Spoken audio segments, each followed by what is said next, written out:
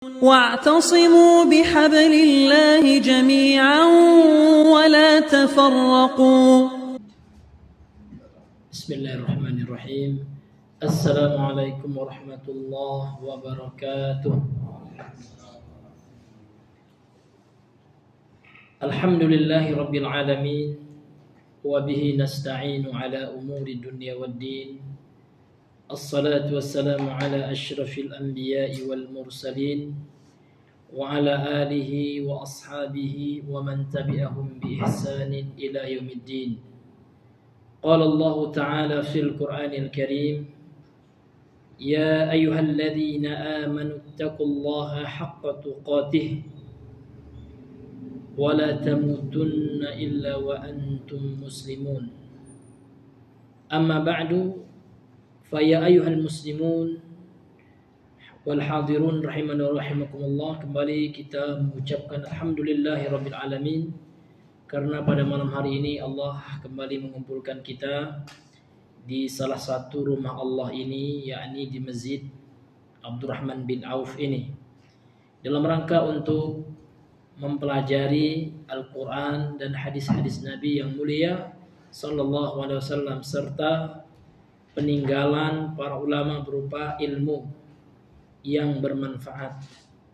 Sehingga kita akan kembali melanjutkan pembahasan kita pada kitab Syarhus Sunnah yang ditulis oleh Al-Imam Al-Muzani Asy-Syafi'i, yang mana beliau merupakan salah seorang murid terkenal dan senior dari Imam Asy-Syafi'i rahimahullah, yaitu Imam Al-Muzani. Jadi kita pada pembahasan malam hari ini kita melanjutkan bab yang berikutnya, yakni bab yang ke-15, karena kalau tidak salah bab yang sebelumnya bab 14 ya. Qala al-musannifu rahimahullah, berkata penulis yang semoga dirahmati oleh Allah, judul babnya adalah al-imsaku an takfiri ahlil qiblah, menahan diri dari mengkafirkan ahli qiblah. Siapa yang dimaksud dengan ahli qiblah adalah orang-orang yang salat menghadap kiblat yang sama, yakni kaum muslimin secara umum. Jadi akidah kita Ahlussunnah wal Jamaah tidak boleh mengkafirkan orang-orang yang secara zahirnya mereka salat menghadap kiblat yang sama seperti kita, yang disebut dengan ahlul qiblah. Maka ahlus sunnah itu bukan takfiriyun. Apa itu takfiriyun, Bapak Ibu? Yaitu sekte yang suka mengkafirkan kelompok lain yang tidak sepemahaman dengan mereka. Kalau ahlus sunnah tidak.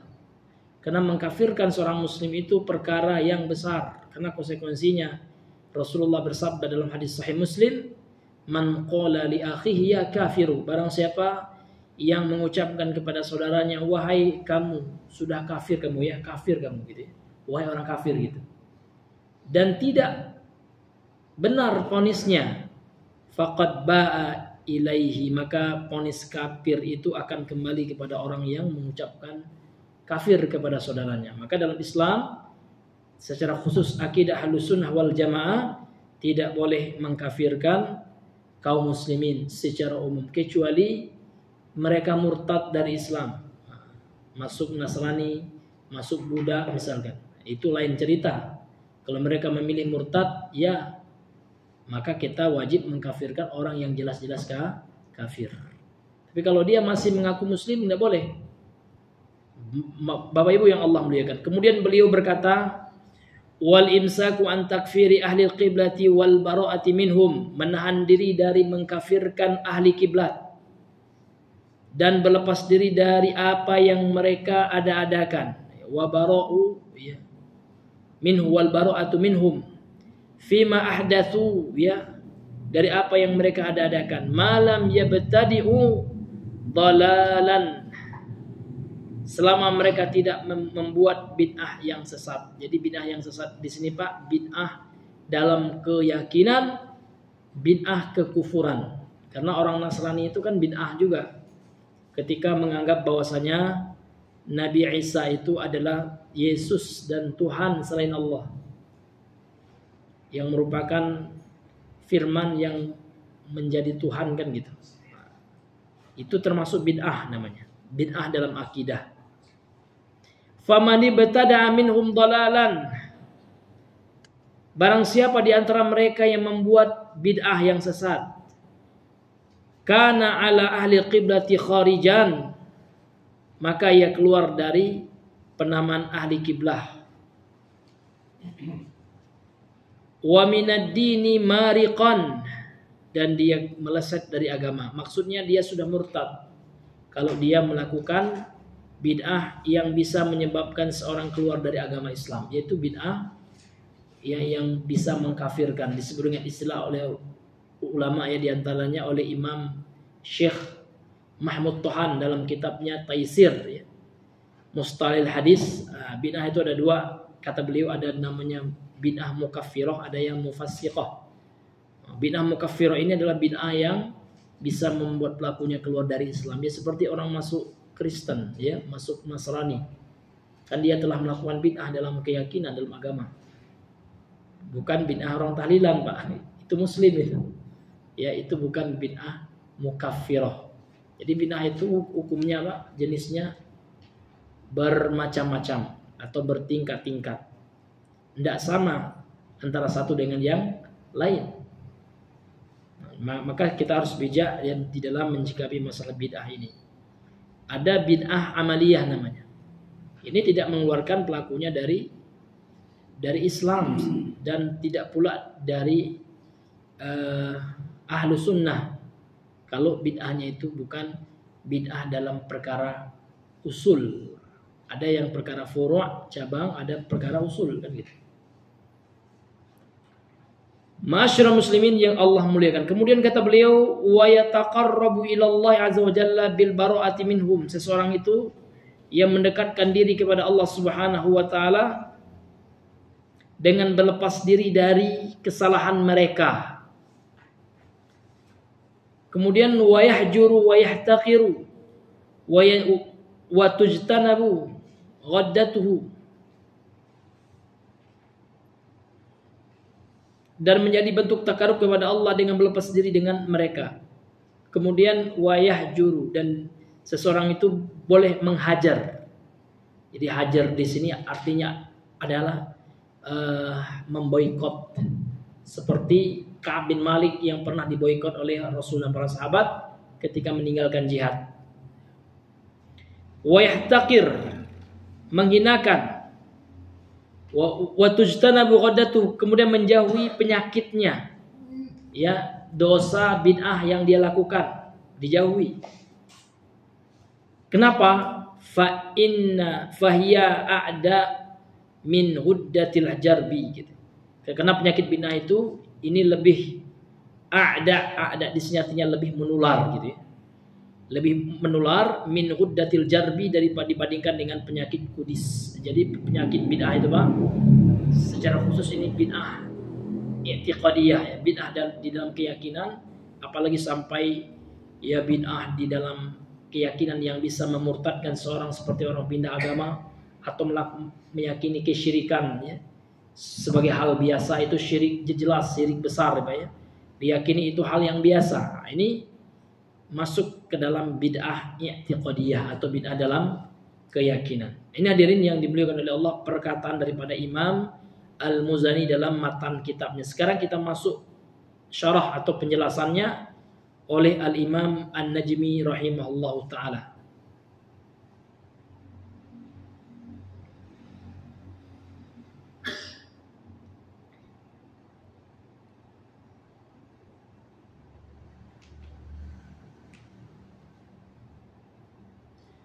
Ini bisa dilihat ya di bukunya halaman 52. Di buku atau PDF-nya halaman 52 ya.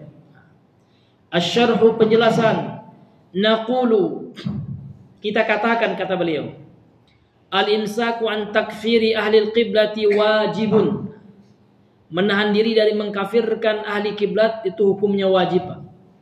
Jadi untuk tidak mengkafirkan orang muslim hukumnya wajib. Fa in kana mujma'an ala hillihi wa harramahu. Maka apabila sesuatu itu setelah disepakati berdasarkan Al-Quran, hadis dan ijma' para ulama, ada sesuatu itu disepakati ya kehalalannya. Ya ini ada yang lompat ya. La yukaffaru ahadun minal muslimin, tidak boleh dikafirkan seorang pun dari kaum muslimin. Bidzambin irtakabahu, disebabkan suatu dosa yang dia lakukan. Jadi tidak boleh. Kalau seandainya ada seorang muslim melakukan maksiat, tidak boleh langsung dikafirkan, Pak. Karena dalam Islam ini maksiat itu bertingkat-tingkat. Ada maksiat itu dosa besar. Ada maksiat itu dosanya besar dan sudah ya termasuk dosa pembatal keislaman. Ini parah. Ya seperti orang mencaci Nabi. Maka orang itu dikasih tahu dulu, tidak boleh kita menghina Nabi Muhammad misalkan. Karena ini termasuk nawaqidul Islam atau pembatal keislaman.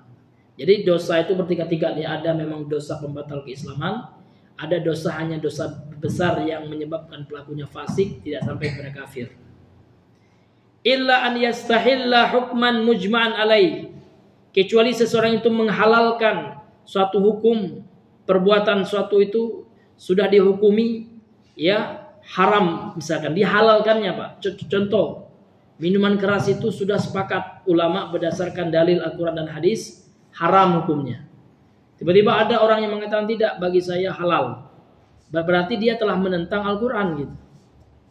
Karena Al-Quran mengatakan khamar itu ya najis, haram gitu. Jadi kalau ada orang yang menghalalkan apa yang Allah haramkan, ini masuk dalam dosa besar nawaqidul Islam, pembatal keislaman. Sesuatu yang sepakat ulama berdasarkan Al-Quran dan hadis, dia haram. Fa in kana mujma'an ala hilhi, dan apabila suatu perkara itu sepakat ya, disepakati gitu. Ala hillihi, atas kehalalannya, wa harramahu, lantas kemudian seseorang itu mengharamkannya, fa innahu yakfuru bihadza, maka dia bisa menjadi kafir karena dia ya mengharamkan apa yang dihalalkan oleh Allah. Contoh ya, tiba-tiba ada orang mengatakan beras itu haram, Pak gitu. Haram, berdosa Bapak kalau makan beras, sementara Allah menghalalkan. Berarti dia menentang Allah kayak gitu. Ini termasuk pembatal keislaman, Pak. Menghalalkan apa yang jelas haram atau mengharamkan sesuatu yang telah disepakati kehalalannya. Wa in kana mujman ala tahrimihi wa ahallahu, dan apabila sesuatu itu disepakati keharamannya ya, lantas kemudian dihalalkan, fa innahu yakfuru ijma'an, maka dia menjadi kufur ya secara ijma' atau menurut kesepakatan para ulama. Contohnya kata beliau, kaman istahalla zina masalan, seperti orang yang menghalalkan perbuatan zina. Walaupun dia tidak berzina, Pak. Bagi saya katanya zina itu halal, enggak apa-apa, enak. Nauzubillah.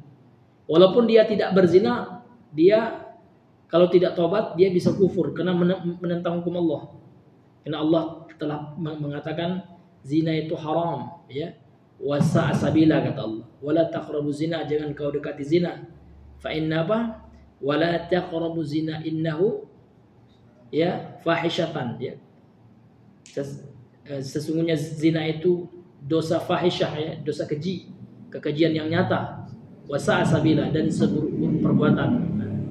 Tiba-tiba ada orang yang menghalalkannya. Beda hukumnya ada orang yang berzina namun dia tidak menghalalkan. Kalau ditanya, kenapa Pak zina? Oh ya, saya tahu zina itu haram Pak, tapi saya khilaf kan ya. Saya terbujuk oleh setan gitu ya, setan wanita gitu ya. Nggak tahan saya gitu ya. Tapi Bapak yakin zina itu haram? Yakin saya. Ya kan, menyesal saya. Itu tidak boleh dikafirkan Pak. Dia tetap muslim namun imannya lagi down waktu itu. Muslim naqisul iman namanya. Muslim yang imannya lagi berkurang. Karena Ahlussunnah meyakini ya iman itu punya grafik Pak. Yazid wa yanqus, bertambah dan berkurang. Kapan dia bertambah? Ketika banyak ketaatan yang dilakukan, banyak sholatnya, sholat wajib dan sunnahnya, banyak baca Quran ya kan, banyak bersedekah, ya, bersedekah gitu ya. Kemudian iman juga bisa berkurang grafiknya, turun ya, ketika dia bermaksiat ya. Jadi selama orang itu tidak menghalalkan apa yang Allah haramkan, maka tidak bisa dia dikatakan kafir. Ini Bapak Ibu yang Allah muliakan. Kemudian contohnya lagi au syurbil khamri, ya. Au syurbal khamri, atau mengharamkan menghalalkan minum-minuman keras gitu. Au ghairu dzalika minal asya al muharramah, dan yang selain itu dari perkara-perkara yang Allah haramkan. Kalau dihalalkan Pak, ya naudzubillah, bisa jatuh ke dalam kekufuran. Lakin lau amila hada syai'a, akan tapi kalau seandainya dia mengamalkan perkara ini, minum khamar, dia berzina marratin, berkali-kali, fa innahu la yajuzu an nukaffirahu, maka enggak boleh kita mengkafirkannya. La naqulu innahu kafirun, enggak boleh kita mengatakan dia kafir. Illa idza qala, kecuali dia apabila mengatakan innahu ya'taqidu anna hada halal, kalau dia menghalalkan itu, dia meyakini minuman keras itu halal, ganja itu halal, sabu itu halal gitu ya. Kalau dia yakin itu, bisa dia keluar dari Islam, karena ganja, sabu semuanya khamar gitu ya, haram hukumnya. Tapi kalau dia nyabu, kalau ditanya keyakinan tentang nyabu, tetap dia masih yakin, percaya dia sabu itu haram. Tapi saya udah kecanduan Pak, katanya. Yakin Bapak sabu itu haram, yakin ya. Walaupun dia nyabu Pak, tetap dia masih muslim, tidak boleh kita katakan kafir. Namun imannya berkurang, dia diancam neraka juga. Diancam masuk neraka, karena disebutkan dalam hadis sahih, la yadkhulul jannata mudminul khamar, ya, tidak akan masuk surga pencandu khamar. Jadi khamar di sini masuk narkoba juga. Nah, masuk juga cimeng, apa ya? Iya. Pil koplo masuk gitu ya. Ya, semua minuman keras, narkoba jenisnya haram ya. Kalau orang itu tidak bertobat, ada ancaman neraka. Nah, di dunia dia susah gitu kan. Apalagi nggak kebeli narkobanya Pak, susah. Bahkan ada, saya pernah dicurhati Pak sama bapak-bapak waktu itu, sambil nangis dia. Nah katanya, susah nian hidup Bapak sekarang. Ada apa Pak? Bapak lagi dapat musibah, rumah Bapak terbakar. Subhanallah. Tapi yang bakar anak Bapak dewe. Ngapa Pak kok sampai dibakarnya rumah Bapak? Karena Bapak ada kasih duit, ya setiap minggu nak minta beli narkoba gitu. Rupanya anaknya sudah kecanduan sabu Pak. Tidak dapat duit, dia marah, ngamuk sama orang tuanya, dibakarnya rumahnya. Nah, sudah stres Pak ya, sudah kena saraf otaknya itu. Inilah bahayanya narkoba. Bapak Ibu yang Allah muliakan. Jadi dalam Islam Pak, diancam neraka Pak. Kalau Nabi mengancam, bukan hal yang dianggap sepele. Karena Nabi tidak ada bohong gitu ya. Pasti itu kan. Namun dia tetap dibawakan Allah ya, karena dia mungkin tidak melakukan dosa syirik. Nah, ini Bapak Ibu yang Allah muliakan. Baik, sekarang kita lanjutkan ya. Lakin law istahallahu istihlalan fi'liyan, akan tetapi apabila dia seseorang itu menghalalkan dengan penghalalan perbuatannya, fa inna la nukaffiruh, maka kita tidak mengkafirkannya. Kalau dia tidak menghalalkannya dengan keyakinannya, dia hanya menghalalkan dari segi perbuatan, dia melakukan itu, namun hatinya yakin itu haram, maka juga tidak boleh dikafirkan. Kan gitu. Dalilnya apa? Ad-dalilu ala dzalika qauluhu ta'ala, dalil hal itu adalah firman Allah Ta'ala, ini dalam surah Al-Hujurat ya, 9 sampai 10.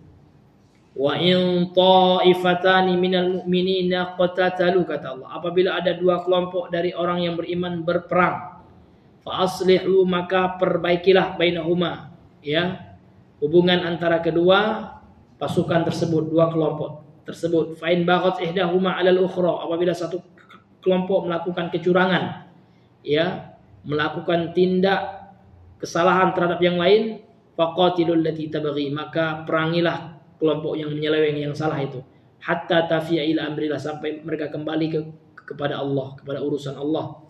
Fa in fa'at, apabila dia telah kembali, kelompok yang menyeleweng itu, fa asli'u bainahuma bil adli wa aqsitu, maka perbaikilah hubungan keduanya dengan keadilan dan berlaku tengah-tengahlah dan berlaku adillah. Innallaha yuhibbul muqsitin, Allah menyukai orang-orang yang berlaku adil. Kemudian di awal ayat 10-nya Allah mengatakan Innamal mu'minuna ikhwah. Sesungguhnya orang-orang yang beriman itu bersaudara. Ya, sehingga kata beliau dalam ayat ini, fasammal muqatilaini. Allah menamai dua kelompok yang berperang ini ikhwah, ikhwatan, saudara gitu. Artinya apa? Tidak dikafirkan oleh Allah selama mereka itu beriman gitu. Ma'annahum yasfiku dama ba'din, sementara sebagian mereka menumpahkan darah sebagian yang lainnya. Selama mereka tidak menghalalkan itu, Pak, ya maka tidak boleh kita mengkafirkan. Ini dalil menunjukkan apa? Menunjukkan dalam akidah Ahlussunnah pelaku dosa besar itu tidak kafir. Beda dengan Khawarij ya. Kalau Khawarij mengkafirkan pelaku dosa besar. Kalau Mu'tazilah ya, mereka sama, konklusinya sama, hasilnya dengan Khawarij sama di akhirat. Pelaku dosa besar itu sama-sama kekal di neraka. Namun kalau status mereka di dunia, kata Mu'tazilah, hum baina manzilatin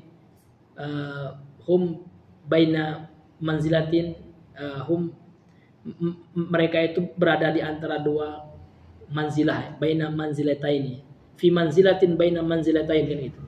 Mereka berada dalam satu kedudukan dari dua kedudukan. Itu maksudnya apa? Mereka tidak beriman juga tidak kafir. Nah, itu tentang status pelaku dosa besar menurut Mu'tazilah. Namun di akhirat mereka tetap kekal. Nah, kalau Khawarij enggak, di dunia mereka kafir, di akhirat kekal di neraka. Kalau Ahlussunnah tidak. Pelaku dosa besar itu lihat dosanya. Kalau dosa itu bukan dosa pembatal keislaman, maka mereka di dunia statusnya masih muslim namun fasik. Fasiaknya ya, fasik kalau dalam bahasa agamanya. Kalau bahasa Minangnya fasiaknya kan itu, Pak. Fasikun kan itu. Nah, kalau di akhirat dia di bawah kehendak Allah. Kalau Allah menghendaki, Allah mengazabnya sesuai dengan dosa yang dia lakukan, dan kalau Allah menghendaki, Allah bisa mengampuni dengan luasnya rahmat Allah. Nah, dengan catatan dia tidak membawa dosa pembatal keislaman, di antaranya dosa syirik besar. Nah, ini ma'asyiral muslimin perbedaannya. Kemudian wajah fi sahih Bukhari, kemudian datang ya sebuah hadis dalam Sahih Al-Bukhari. An Abi Hurairah, dari sahabat Abu Hurairah radhiyallahu anhu. Qala, Abu Hurairah berkata, atan Nabi sallallahu alaihi wasallam bisukranin fa amara bi darbihi. Fa minna man yadribuhu bi yadihi wa minna man yadribuhu bi na'lihi wa minna man yadribuhu bi thawbihi. Falamman sarafa qala rajulun ma lahu akhzahu Allah, ya. Faqala Rasulullah sallallahu alaihi wasallam la takunu ya auna syaitan ala akhikum, ya. Yang artinya Rasulullah mendatangi seorang yang mabuk, Pak. Jadi di masa Nabi ini memang sebelum Islam kan khamr kan tidak langsung di minuman keras itu enggak langsung diharamkan. Ada fase pengharamannya gitu ya. Dan ini adalah fase yang sudah haram, itu minuman keras itu sudah diharamkan secara mutlak. Jadi Nabi mendatangi seorang yang mabuk. Fa amara bidarbi, kemudian Nabi memerintahkan untuk dipukul, Pak. Karena memang orang pemabuk itu kan hukumannya dicambuk. Fa minna, di antara kami, kata Abu Hurairah ya, man yadribuhu biyadihi, ada yang memukul dengan tangannya. Wa minna man yadribuhu bina'lihi, di antara kami ada yang memukul dengan sandalnya. Wa minna man yadribuhu bithawbihi, ada yang memukul dengan bajunya. Falaman sarafa qala rajulun, tatkala selesai ya menunaikan sanksinya. Memang dalam Islam itu orang yang mabuk itu Pak, orang yang minuman keras itu diberikan sanksi, dicambukkan gitu. Selesai dipukul ya, ada seorang laki-laki berkata kepada laki-laki yang sudah minuman keras ini, akhzahullah, semoga Allah mencelakakanmu, menghinakanmu gitu ya. Kamu ini hina gitu. Faqala Rasulullah, tatkala Rasul mendengar, Rasulullah bersabda, la takunu auna syaitan, jangan kalian menjadi ya pembantu setan ya atas saudara kalian, yakni ya dalam mencaci saudara kalian. Dia sudah dihukum mudah. Kalau seandainya dia sudah dihukum secara syariat, tidak boleh lagi kalian menghinakannya, karena mereka juga saudara kita walaupun melakukan dosa. Ini hadirin yang dimuliakan oleh Allah Subhanahu wa taala. Fasammahu, maka Rasulullah menyatakan akhon, saudara, ma'a annahu yashrabul khamar, sementara dia minum khamar gitu. Jadi kalau saudara kita ada yang minum khamar selama dia tidak menghalalkannya Pak, tetap kita menganggap dia sebagai saudara kita. Namun kita tetap tidak membiarkan ya. Jangan diam kita dengan kemungkarannya, kita nasihati juga. Minuman keras itu haram hukumnya. Ya kita tetap memberikan arahan dan nasihat dengan cara yang baik. Namun kalau di zaman Nabi kan dipraktekkan hukum pidana Islam Pak ya. Karena di antara sanksi peminum khamar itu Pak dicambuk memang.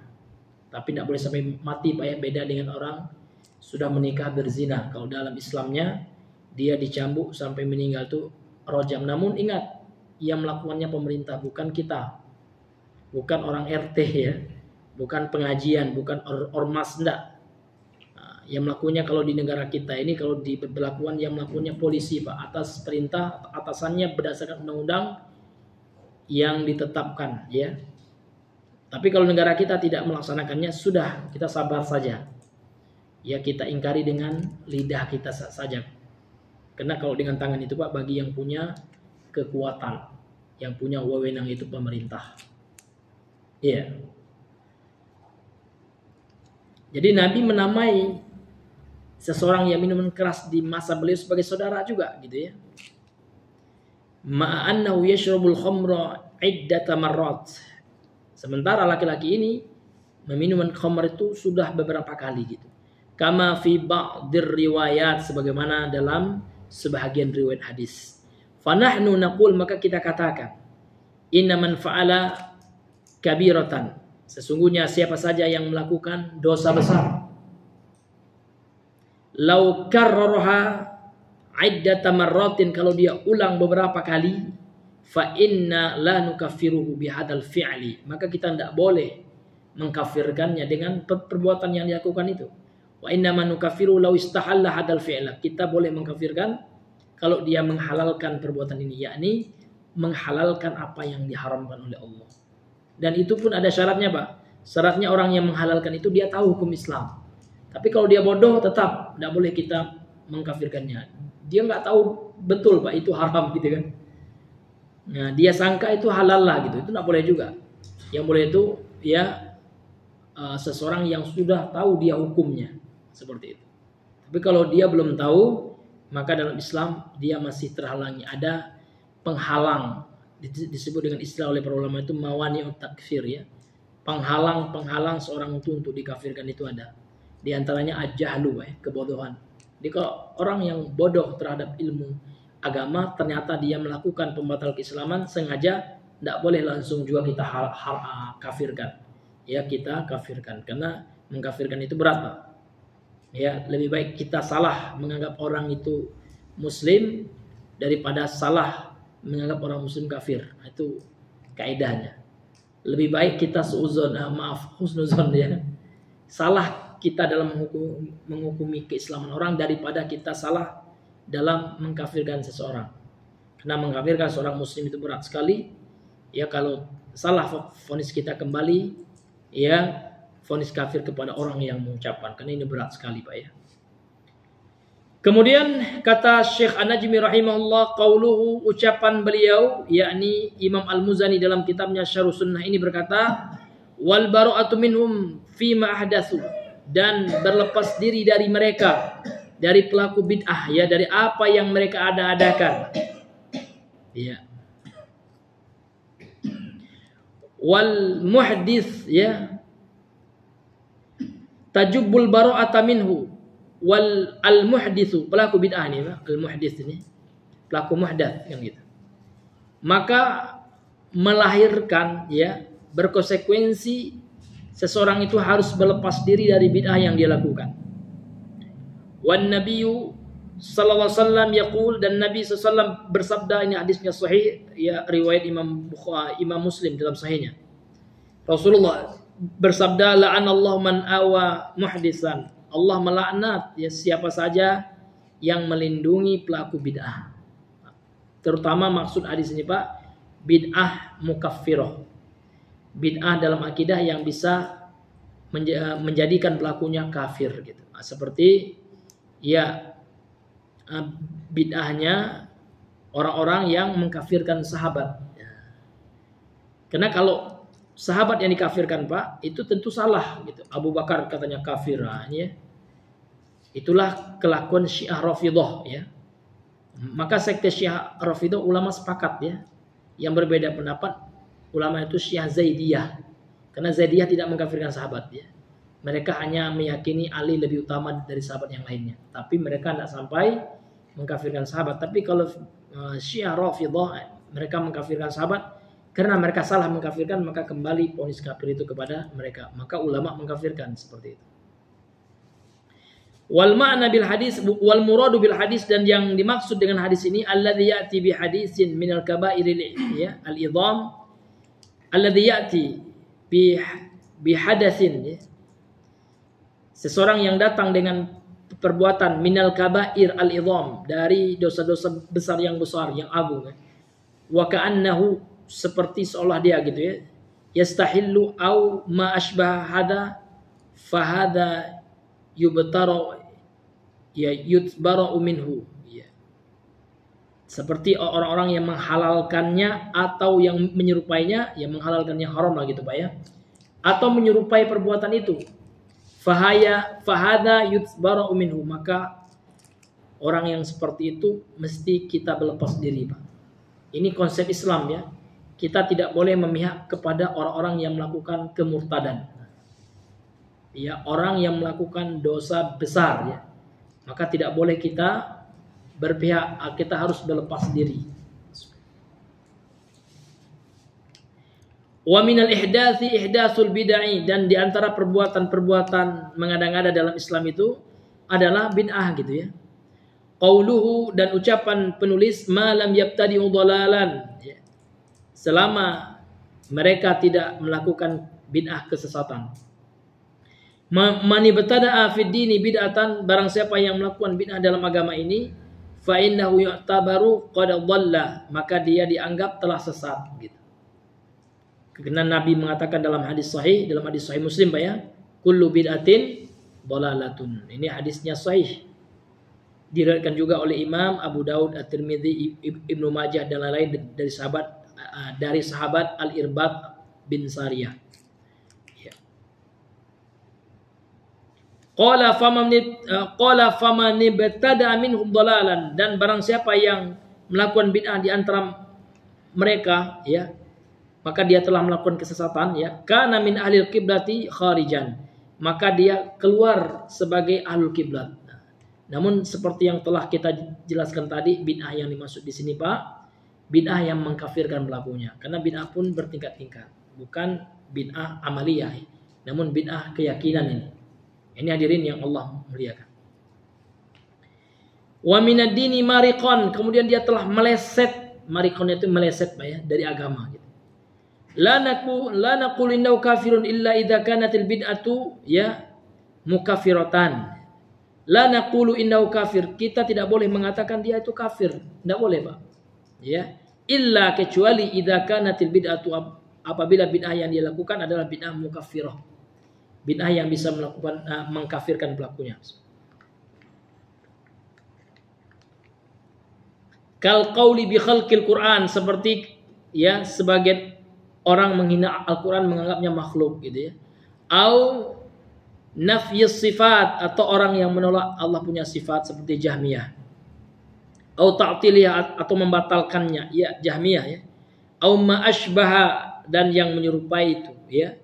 Wa kadzalika man yara al-khuruja ala ulatil umur ya, fa innahu mubtadi'un bid'atan mudillatan. Demikian juga orang yang menganggap boleh memberontak kepada pemerintah, maka dia telah melakukan bid'ah yang sesat ya.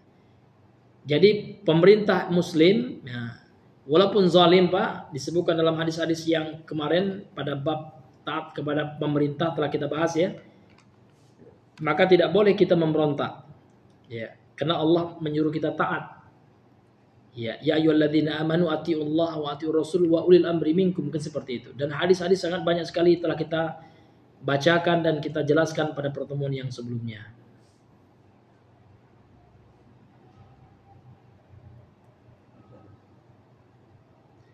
Liqaulin Nabi, berdasarkan sabda Nabi sallallahu alaihi wasallam, yamruquna minad dini muruqas sahmi minar ramiyah. Ya. Mereka ini tentang Khawarij ya. Hadis ini tentang Khawarij yang menghalalkan darah pemerintah gitu, Pak. Maka mereka akan keluar dari agama ini seperti keluarnya anak panah dari busurnya. Nah, namun Khawarij, Pak, tetap dia masih muslim, ya kan? Yang masuk yang di sini Khawarij yang sudah melampaui batas, yang sampai menghalalkan darah yang diharamkan oleh Allah Subhanahu wa taala. Namun secara umum Khawarij masih muslim juga. Qala, penulis berkata, Syekh Al-Imam Al-Muzani rahimahullah dalam kitabnya Syarh Sunnah ini, wa yataqarrabu ila Allah bil bara'ati minhu, dan seseorang itu mendekatkan diri kepada Allah dengan berlepas diri darinya. Ya, di sini kembali kepada perbuatan bid'ah. Wa yahjuru wa yahtaqiru wa tujtanabu ghaddatuhu. Kemudian dia harus menjauhkan diri, memboikot dirinya dan merendahkan penyakit bid'ah itu. Ya, kalau orangnya lihat dulu, Pak. Boleh jadi orangnya itu tidak tahu gitu ya, itu bid'ah, tapi perbuatannya wajib kita jauhi.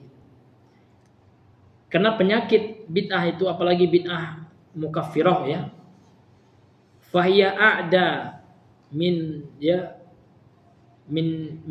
ghaddatil jarbi. Karena penyakit bid'ah itu, Pak, lebih menular ya daripada penyakit menular gitu ya, bahayanya. Nah, wadh-dhahiru anal maqsud, zahir dari perkataan beliau itu, maksud zahir dari perkataan beliau itu ya, tajtanibu ya mawaddatahu au bid'atahu, yaitu menjauhi berkasih sayang dengan bid'ah itu, menyukainya gitu ya. Mawaddah itu kan kasih sayang, Pak. Iya. Tidak boleh kita menyayangi bid'ah, karena bid'ah itu maksiat gitu ya. Sama dengan seseorang sayang dengan narkoba, kan tidak boleh gitu ya. Karena narkoba itu maksiat, begitu juga bid'ah, Bapak Ibu. Qala ta'ala, Allah Subhanahu wa taala berfirman dalam surah Al-Mujadilah ayat 22 ya. La tajidu qauman, engkau tidak akan mendapati satu kaum, wahai Muhammad, kata Allah, yu'minuna billah, yang mana mereka beriman kepada Allah dan hari akhir, wal yaumil akhir, yuwaduna, mereka berkasih sayang, man hadallah ya, kepada orang-orang yang memusuhi Allah dan Rasulnya, wa rasulah. Wal ghaddatu yumkinu an yu'abbar biha anil jarsumah ya. Maka al-ghaddah itu kan memungkinkan ditakbir ya, diungkapkan dengannya sebagai penyakit jarsumah, itu penyakit menular lah gitu. Nah, namun ini penyakit hati ya. Karena bid'ah itu berangkat dari hati yang sakit ya. Kalau penyakit tubuh yang menular bisa diobati dengan obat ya, obatan dalam ilmu kedokteran atau dalam ilmu herbal gitu ya. Namun kalau penyakit bid'ah mesti diobati dengan ilmu agama. Ma'asyiral muslimin yang dimuliakan oleh Allah Subhanahu wa taala. Sekarang kita masuk bab yang ke-16 ya. As-sahabatu, maka pembahasannya ada tentang sahabat. Ini penting sekali bagaimana sikap Ahlussunnah terhadap para sahabat Nabi gitu. Wa yuqalu bi fadli khalifati Rasulillah sallallahu alaihi wasallam Abi Bakrin as-Siddiq. Abi Bakrin as-Siddiq radhiyallahu anhu fa huwa afdalul khalqi wa akhyaruhum ba'da an-nabi sallallahu alaihi wasallam. Wa nuthanni ba'dahu bil Faruq wa huwa Umar bin al-Khattab radhiyallahu anhu fahuma wazira Rasulullah sallallahu alaihi wasallam wa dajaya'ahu fi qabrihi wa jalisahu fil jannah wa nusallisu bidhin nurain wa nusallisu bidzin nuraini Utsman bin Affan radhiyallahu anhu, thumma bidzil fadli wat tuqa Ali bin Abi Thalib radhiyallahu anhum ajma'in. Kata beliau, wa yuqalu, dan dikatakan dalam akidah Ahlussunnah ini, bi fadli khalifati Rasulillah, tentang keutamaan ya para khalifah pengganti Rasulullah sallallahu alaihi wasallam. Yang pertama adalah Abi Bakrin As-Siddiq. Abi Bakrin As-Siddiq radhiyallahu anhu. Abu Bakar As-Siddiq. Fa huwa afdalul khalqi wa akhyaruhum ba'da nabi. Abu Bakar ini adalah makhluk yang terbaik, yang paling utama dan yang terpilih gitu, yang paling dipilih gitu. Setelah Nabi sallallahu alaihi wasallam, yang paling baik setelah Nabi. Itu Abu Bakar. Wa nusanni ba'dahu, kemudian kita namai yang kedua bil Faruq dengan Al Faruq. Ini gelar daripada wa huwa Umar bin Al-Khattabi. Dia adalah Umar bin Al-Khattab. Ini sahabat atau khalifah yang kedua ini, Pak. Ini yang terbaik setelah Abu Bakar. Fahuma wazira Rasulullah. Keduanya adalah wazirnya, menterinya Rasul sallallahu alaihi wasallam gitu. Wadaji'ahu fi qabrihi. Kemudian yang menempel dekat dengan kuburan Nabi, kedua-duanya itu ya. Maka kalau kita lihat Pak ya, di Madinah itu dekat Masjid Nabawi itu kan kuburan Nabi, sampingnya kuburan Umar, sampingnya kuburan Abu Bakar. Itu maksud dengan daji'ahu ya, yang menempel, yang menyandar gitu ya. Yattaji' gitu kan. Menyandar kuburannya dengan kuburan Nabi sallallahu alaihi wasallam. Wajalisahu fil jannah, kemudian yang akan duduk bersama Nabi di surga.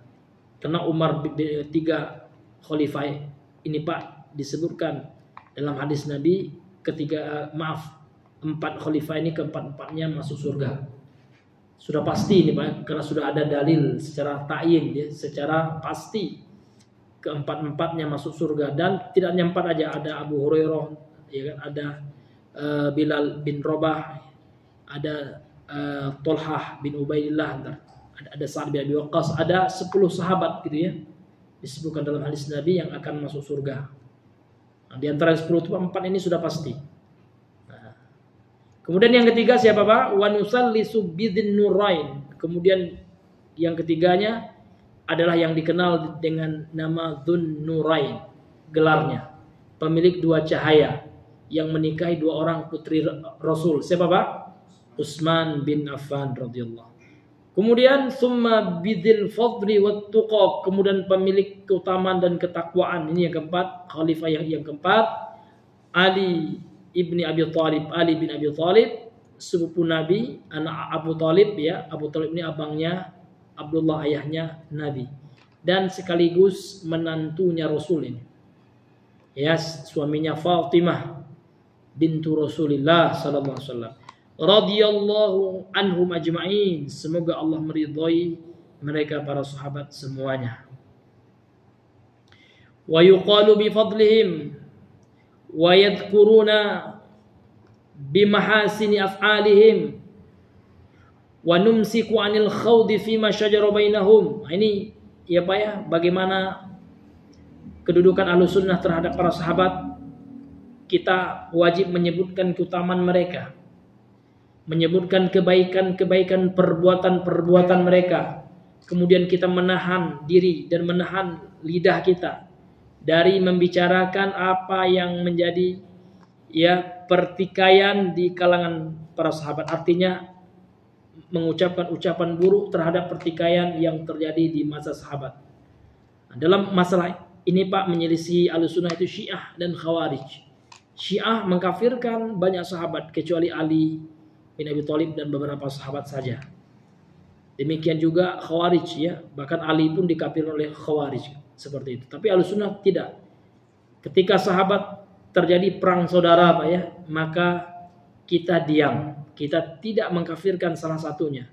Walaupun ada yang salah, namun yang salah itu kita berikan uzur ya, karena mereka adalah mujtahid, dan mujtahid ketika berijtihad salah, dia tetap dapat pahala 1. Disebutkan di dalam hadis Pak ya, apabila berijtihad seorang hakim di sini adalah mujtahid, sahabat termasuk mujtahid. Apabila salah mendapatkan 1 pahala, dan apabila benar dapat 2 pahala. Yaitu pahala ijtihad dan kebenarannya. Kalau salah dia mendapat pahala ijtihadnya dan kesalahannya diberikan uzur oleh Allah Subhanahu wa taala. Ketika perang antara Muawiyah dan Ali bin Abi Thalib Pak ya, bagaimana sikap Ahlussunnah wal Jamaah? Kita tidak mengkafirkan dan tidak membid'ahkan satu sama lain. Walaupun dalam hal itu yang benar adalah Ali bin Abi Thalib, namun Muawiyah salah, namun kesalahannya tidak mengurangi keutamaannya sebagai sahabat Nabi sallallahu alaihi wasallam. Begitulah sikap Ahlussunnah wal Jamaah. Beda dengan Syiah. Syiah mengkafirkan Muawiyah. Khawarij yang ekstrim Pak ya, Ali kafir juga katanya. Muawiyah juga kafir gitu. Semuanya kafir, yang enggak kafir dia aja gitu kan. Nah, kalau Ahlussunnah enggak, sahabat enggak ada yang kafir ya. Sahabat semuanya orang yang istimewa. Namun terjadi pertikaian menurut sejarah ya antar sama sahabat itu manusiawi ya. Itu berangkat dari hasil ijtihad yang salah, sehingga kita tetap menahan lisan kita dari membicarakan keburukan sahabat, karena sahabat itu sudah diampuni dosanya oleh Allah Subhanahu wa taala. Begitulah sikap Ahlussunnah Bapak Ibu yang Allah muliakan. Ya. Fahum, mereka para sahabat itu ya khiyaru ahlil ardi. Ya. Penduduk bumi yang terbaik ba'da nabihim, setelah nabi mereka sallallahu alaihi wasallam. Irtadahumullah, Allah telah ridha kepada mereka azza wa jalla li suhbati nabihi, karena mereka telah menemani menjadi sahabat Nabi SAW. Wa ja'alahu ansaran lidinihi, dan Allah jadikan mereka penolong bagi agama Rasulullah, agama Islam. Fahum a'immatud din, mereka adalah para imam dalam agama ini. Wa a'lamul muslimin, dan mereka adalah para ulamanya, para pembesarnya kaum muslimin. Fa rahmatullahi alaihim ajmain, dan semoga Allah merahmati mereka semua. Jadi begitulah para sahabat Pak ya. Para sahabat sangat mulia ya dalam akidah Ahlussunnah, termasuk referensi kita dalam kitab Syarhus Sunnah ini. Maka tidak boleh orang mencaci maki para sahabat, bahkan mengkafirkannya, naudzubillah. Kalau salah ya, maka vonis kafir itu akan kembali kepada orang yang mengkafirkannya, naudzubillahi min dzalik. Mungkin ini saja Pak, jadi matannya sudah kita baca nih Pak. Insyaallah pada pertemuan yang berikutnya, karena mengingat waktu ya, kita masuk kepada syarahnya ya, penjelasannya di sini halaman 56. Wallahu taala a'lam bisawab. Subhanakallahumma bihamdika asyhadu an la ilaha illa anta astaghfiruka wa atubu ilaik. Assalamualaikum warahmatullahi wabarakatuh.